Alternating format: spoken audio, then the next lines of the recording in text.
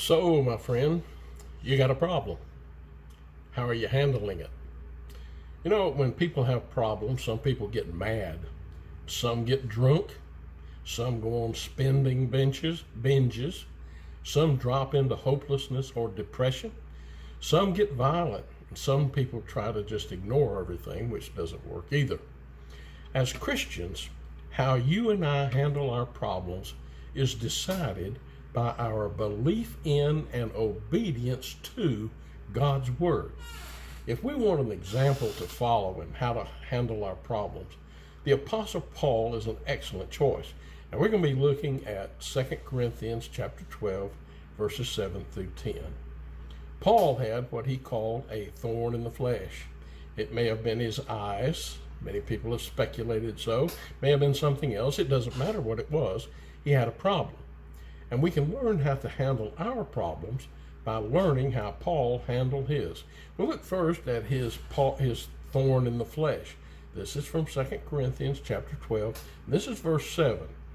And lest I should be exalted above measure through the abundance of the revelations, there was given to me a thorn in the flesh, the messenger of Satan, to buffet me, lest I should be exalted above measure.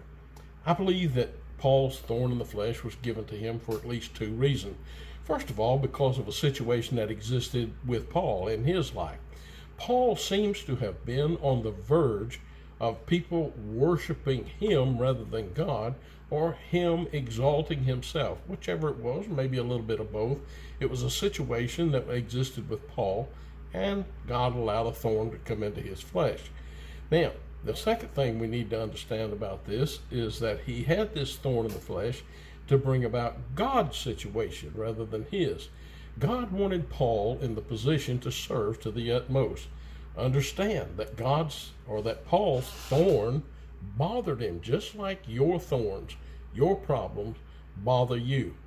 Paul's thorn in the flesh had a purpose, and your thorn in the flesh, your problem, has a purpose in God's great plan. Second of all, we see Paul's prayers, and that comes from verse 8. What did Paul do when he had this problem, this thorn in the flesh? Did he moan? Did he groan? Did he complain? Did he quit? No. Verse 8 says, For this thing I besought the Lord thrice, that it might depart from me. Well, this tells us a couple of things. First of all, he went to the Lord. That's the right place to go. Rather than moaning, groaning, complaining, or giving up, or whatever we have a tendency to do, we need to go to the Lord and talk things over with him. Second of all, he quit this prayer. He went thrice, 3 times. He quit it when he got the answer from God.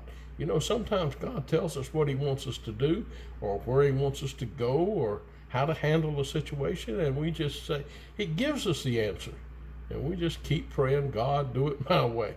Well, Paul quit when he got the answer from God. And that's the right time to stop. Paul handled his problem the right way. Now, third, we look at God's answer.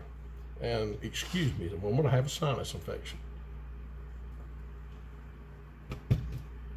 We look at God's answer from verse 9, first part of verse 9. And he said unto me, My grace is sufficient for thee, for my strength is made perfect in weakness. This is God's answer to Paul's prayer and request to get rid of the thorn of the flesh. God showed Paul through 2 things. First of all, God's grace is sufficient for any and all situations. We have a tendency sometimes to think that God can take care of your problems, take care of their problems, take care of everybody's problems except your own.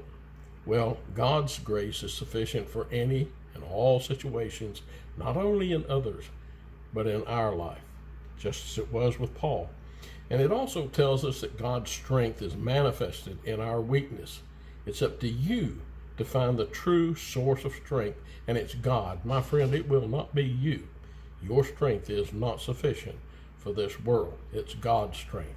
Now, God always answers our prayers, but not always the way we want or the way we expect. Now, finally, we look at the results of what was going on in Paul's life. This is from the last part of verse 9 and verse 10 of chapter 12.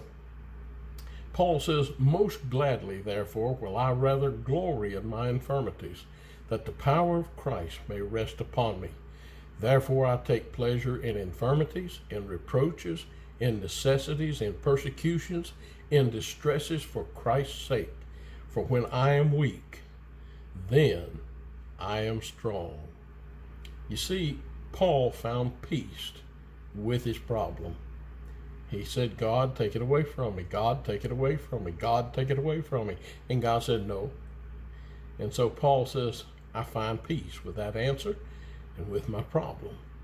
And peace, not only did he find peace with his problems, he found strength in that, because he then began even more to rely upon the strength of God in his life. He found strength in his weakness.